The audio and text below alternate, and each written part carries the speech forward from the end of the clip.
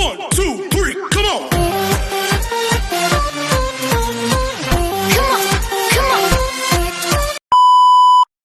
Hello beautiful people! Welcome back to my channel. This is your Mama Sam. Hello mga amigo, amiga, kumare at kumpare. Kamusta kayong lahat? Sana lahat po kayo ay okay at safe ngayong araw na ito. At syempre ko ako naman ang tatanungin mo, nakikita naman ninyo ang beauty ng Mama Sam ninyo, fresh overload pa rin, di ba? Ganyan talaga kapag umiinom ka ng maraming vitamin C plus kumakain ka ng maraming banana. Dahil sa banana, mas nakakaloka ang ganda ng Mama Sam ninyo. Charot! So, kamusta naman kayong lahat? Sana lahat kayo ay okay na okay ngayong araw ng, syempre, Wednesday. So, happy Wednesday sa atin lahat ng bonggam-bongga. At hindi lang yan, syempre, gusto ko rin magpasalamat sa walang sawang tumatangkilik dito sa Mama Sam Vlog. Araw-araw, lagi-lagi. Maraming salamat po sa pagmamahal at support na binibigay ninyo. At hindi lang yan, syempre, sa mga makasolid na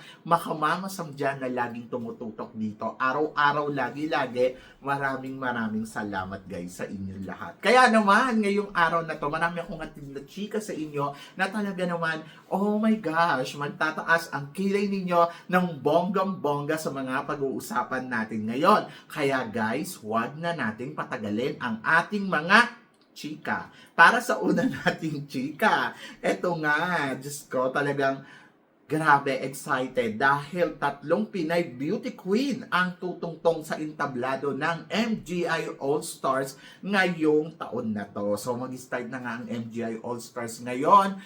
Ngayon na ang datingan ng mga kandidata hanggang bukas, and then of course, ayun nga, sa mga susunod na araw ay magkakaroon na ng mga event ang mga kandidata. Syempre, excited tayo dyan. At ito nga, syempre, ang magiging host para sa MGI All-Stars ay si Michelle D., Emma Tiglao, and of course, CJ Opiasa. So, anong masasabi ko? Ang masasabi ko dito ay exciting, di ba? Ang bongga, ang winner, di ba? Kasi syempre, Diyos ko, mga Pinay Beauty Queen yan. Dati si Nicole Nicole Cordobes lang yung nakikita natin na nag-host sa MGI na Pinay Beauty Queen. Ngayon, grabe, at dyan sa Emma Tiglao, either Michelle D. So, I'm so excited for Michelle D. para sa entablado ng MGI All-Stars. Kasi nga, di ba, nababalita nga, etong si Michelle D. ay gusto niyang sumali ng MGI. Pero, ano ba, makakaas ba tayo makikita natin sa susunod na magkukumpit itong si Michelle D. sa MGI All-Stars? So, malalaman natin yan very soon. No? Di ba? Pero ang exciting dito, talagang grabe na ang suporta ng lahat sa MGI. Dahil kung dati sinasabi nila walang beauty queen na naniniwala sa MGI, pero ngayon it's time to shine para sa MGI All-Stars, di ba? So grabe na talaga. I love it. Di ba? Winner. So yon. So congratulations syempre sa mga beauty queens natin na katulad ni Michelle D., Emma Tiglao at CJ Opiasa. Winner yan.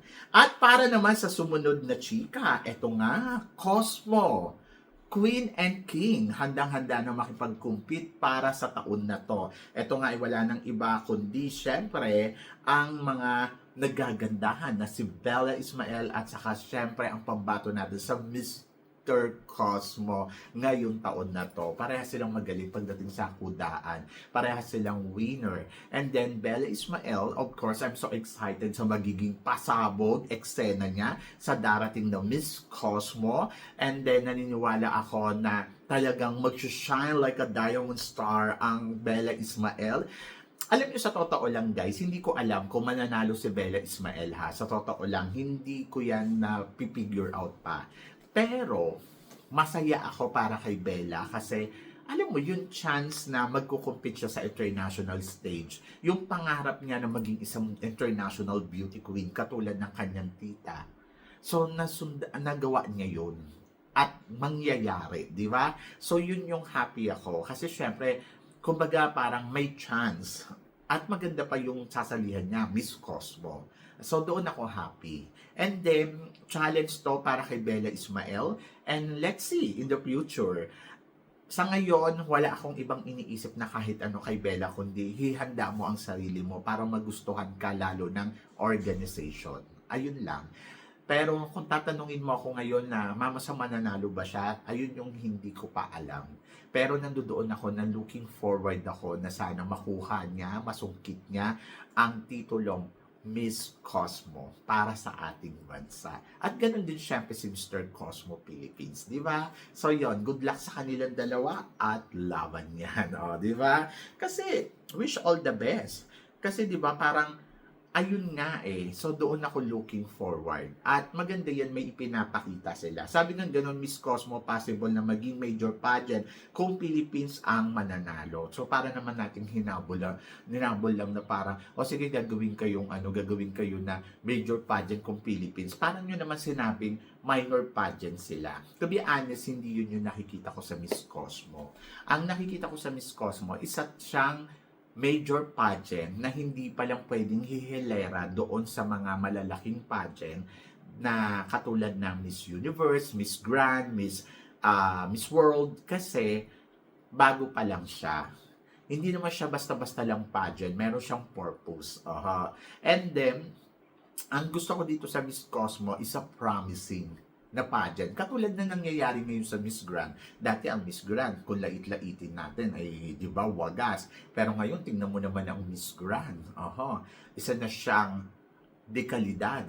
Di ba? Kasi yung mga beauty queen natin, di ba? Ayun yung mga kinukuha nilang maging host. So, ganun din yung Miss Cosmo. So, nag-start pa lang ang Miss Cosmo. Ito yung pangatlong taon ng Miss Cosmo. And then, tignan natin in the future. But for now, I consider na pageant na to ay baby pageant pa. Hindi ko siya makonsider na parang katulad ng Miss Universe, katulad ng Miss Grand, pero promising pageant na pwedeng maging ganon. Yan, ganon ang pagkakakilala ko sa Miss Cosmo. So, let's see kung gaano ba siya katatagal. Aabot ba siya ng 10 years? Aabot ba siya ng 20 years? The making, di ba? So, yon. Doon mo lang masasabi na major pageant na siya. Kasi, sobrang parang yung tagal ng pageant. Kasi yung ibang pageant, may pageant nga, hindi naman tumatagal, di ba? Maganda nga yung pageant nila. Wala naman tayo nakikita. Yung ganon. Kaya, ay ang Miss Cosmo ay isa yan sa mga tinuturing kong promising pageant talaga. Kasi maganda naman talaga yung pageant nila. So, naghihintay lang tayo na, alam mo yun, na mas mag-grow pa, na mas tumagal pa, ganon. Kasi nga, bago pa, but nothing bad. Parang nyo naman sinabi, at isa manalo sumali sa isang minor pageant, or parang yun na rin sinabi na si Bella Ismael sumali sa minor pageant. Hindi ganun. Walang ganun, mga Mars. So, laban. So, nakakatuwa nga, maaga silang nagsisalihan dyan para dumating yung panahon, bongga, di ba? So, yun lang yun. So, laban yan. And then, para sa sumunod natin, chika, Queen from the Sultan Kudarat, talagang matibay pagdating sa Miss Universe Philippines. To be honest, Chelsea Fernandez at saka si Jen Rose Javier, congratulations sa kanila kasi dito ipinakilala nila sa atin na malakas ang mga taga-Sultan Kudarat, di ba? So I'm so happy for them at nakikita ko naman na talagang binobonggahan pa at lalo silang sinusuportahan yung mga kandidata nila. Magaling pumili ang Sultan Kudarat kung sino nga ba yung ipapadala nilang kandidata. Tapos, plus yung support system nila nandoon sa kandidata. Kaya, lalong bumubongga yung pageant nila. So, I'm so happy na ang pageant ng Sultan Kudarat ay talagang, alam mo yun, nag-shine na ganito sa Miss Universe Philippines. And looking forward ako sa mga susunod pa nilang reyna. Imagine mo, last year, naging Miss Cosmo. Ngayon naman, naging Miss Iko. Baka naman sa susunod ay maging na yan, tawag dito, supranational. Di ba? So, yun, looking forward ako. O kaya, Miss Universe Philippines. Di ba? Hindi imposible. But for now, laban. Pero ito ang tunay na harap sa laban. Miss Iko International 2026 na, syempre si Gabi. Ready na. At ito na nga, umalis na si Gabi yesterday para sa kanyang laban dito sa Miss Iko International, kung saan ang hamon sa kanya ay napakalaki kasi back-to-back win. Looking forward ako sa magiging eksena niya And then, I'm so excited dahil syempre, Gabi to. Alam natin na talagang, oy, wag mong isnabin, magaling yan, di ba? Magaling yan at nakikita ko na talagang papalo yan. Ang tansya ko dyan kung hindi title, first runner-up, di ba? So, yon. So, nakikita kong may laban, nakikita kong malakas, nakikita ko na talagang, wow, kakabog. Kasi di ba, Diyos ko naman, tinatanong pa ba yan kung bakit? Dahil meron naman talagang laban ng ating pambato. At suportahan natin siya ng bonggang-bongga.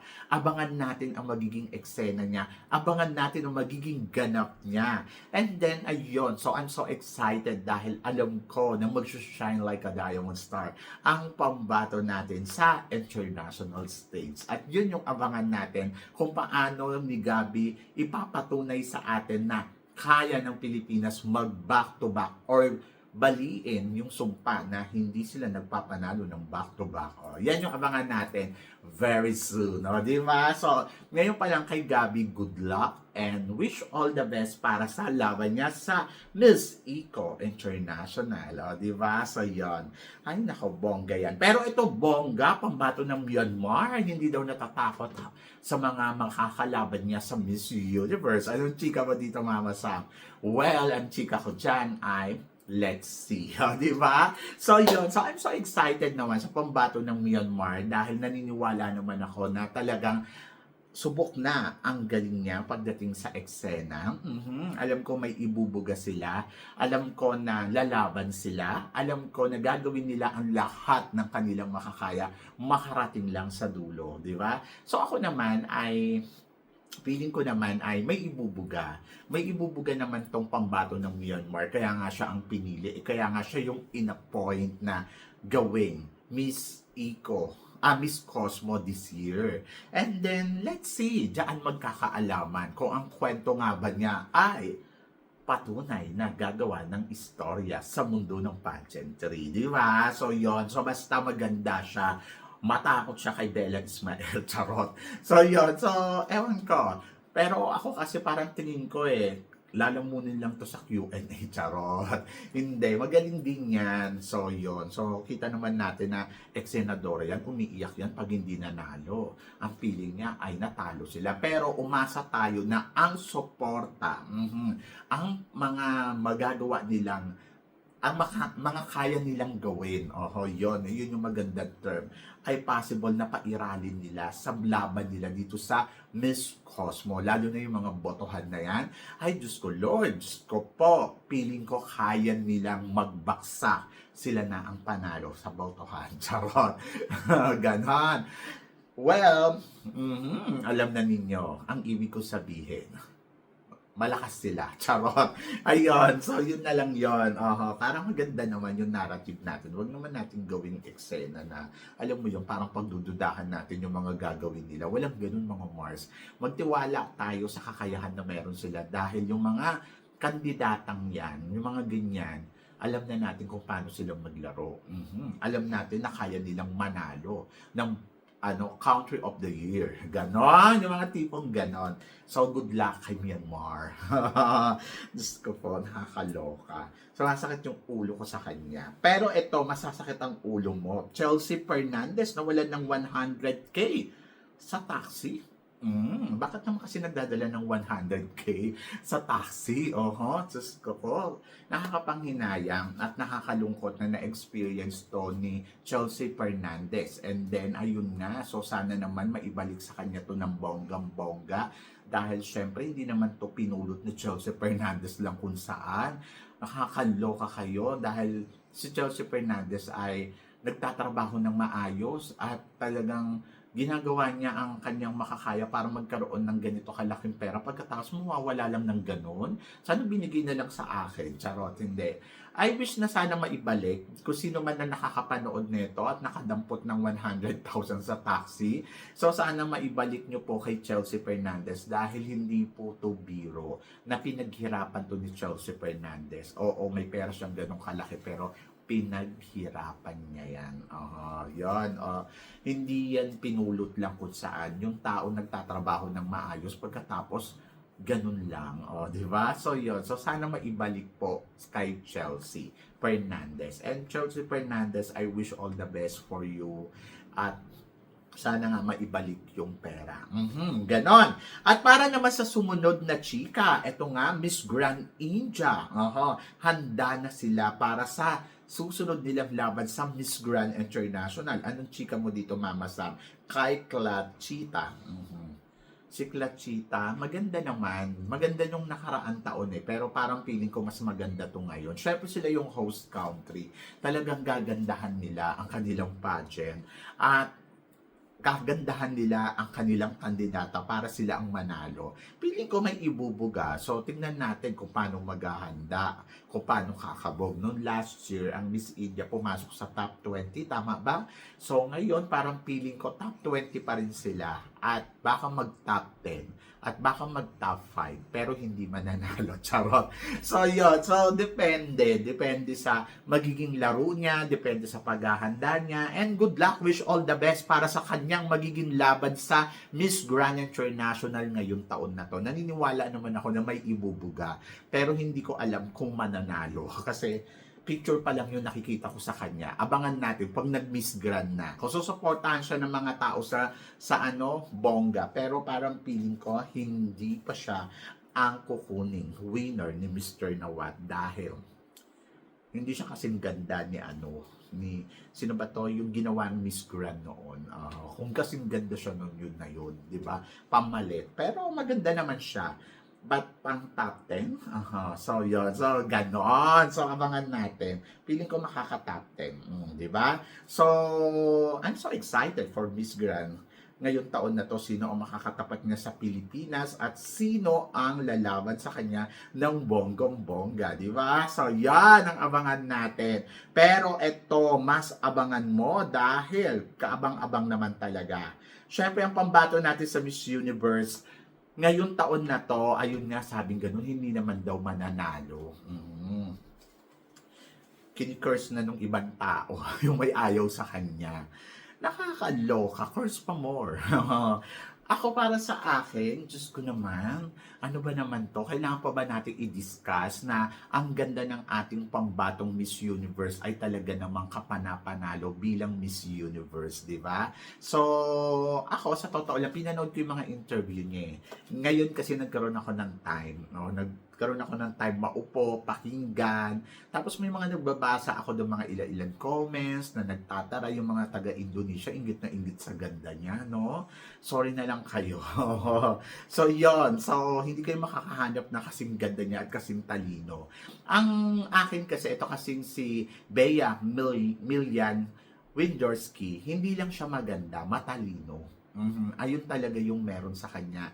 Yung matalino siya at yun yung nakakatuwa kasi 'di ba parang magkaroon tayo ng ganito kandidata na masasabi natin total package talaga. At siya talaga yung masasabi ko na ay nako, i-prepared lang nila to. I think Philippines is ready for the conquer the crown, 'di ba, sa universe. And then doon sa mga nagki-curse sa kanya, alam nyo, sa totoo lang, hindi ko nga naiintindihan saan ang gagaling yung galit ninyo kay Bea Milian. Windorski. Milian ba? So, ako hindi ko alam kung saan ang gagaling yan. Kasi wala namang ginagawa sa inyo yung tao, pero galit na galit kayo. Tapos nakoronahan naman na yung mga manok ninyo, galit pa rin kayo, ganon. So, ako para sa akin, Diyos ko, be happy. Kasi malakas naman yung laban ng mga candidates natin talaga. At may opportunity talaga tayo na mag-penetrate ng todo-todo sa international stage. I think just enjoy na lang natin yung pageant. Tapos yung paghahanda ng mga kandidata natin, ayun talaga yung tutukan natin, abangan natin kung paano sila magta-transform, especially dito sa pambato natin sa Miss Universe na binabatikos ng lahat ng Indonesian, Vietnamese. Ewan ko ba't naiinggit kayo dito sa pambato natin? Di ba? Inggit na inggit sila na hindi ko alam kung bakit, ano bang ginawa ni Bea at bakit parang nakatutok silang lahat. Di ba? So yun. So ako para sa akin, I'm so happy na may pambato tayong ganito kalakas dahil hindi nyo alam ang pwedeng at kaya niyang gawin. At nakakabilib yung mindset niya, yung goal niya. And I I think lalaban, hindi na daw siya tatagilid na gano'n, sabi niya gano'n. Sa mga interview niya, hindi daw yung gagawin sa international stage. Alam niya kung ano yung laban na meron sa international stage. Sabi gano'n, ay nako, hindi makakaano lang, hanggang top 10 lang yan. I don't think so, na hanggang top 10 lang ang kayang marating ni Bea Milan dahil parang feeling ko, hindi lang siya pan top 10, pang corona pa, di ba? So yun, so hindi ko sinasabi sa inyo na sure win na tayo ha, pero naniniwala akong magpiprepare siya. I'm so excited para sa November dahil feeling ko talaga tayo ang mananalong Miss Universe ngayong taon na to. Feeling ko pa lang naman, hindi ko pa kumpirmado, pero ang lakas nung kutob ko na I think siya yung magiging next Miss Universe. Di ba? Maloka kayo dyan. Bahala kayo. Anyway, so basta good luck and wish all the best para sa pambato natin at suportahan natin ang sariling atin. Huwag magalit dahil wala naman siyang ginagawa sa inyo. Kumbaga, suportahan na lang natin kasi naman nagagalit kayo. So, laban Philippines, kaya natin to. Diba? So, yon. So, kayo guys, ano guys ang masasabi ninyo dito sa mga pinag-uusapan natin ngayon? I-comment below mo yan para at least malaman ko naman kung ano naman ang chika mo sa mga tinatalakay natin. Syempre, maraming salamat po sa inyong lahat sa love and support na binibigay ninyo syempre dito sa channel ko. At sa mga hindi pa nakaka-follow at nakaka-subscribe, please don't forget to click like and subscribe my channel. At i-click nyo na rin po ang notification bell to more updated syempre sa aking mga chika. Sabi ng ganon, always keep smiling and laban lang. So guys, hanggang dito na lang. Hanggang sa muli nating chikahan. See you tomorrow. Thank you guys.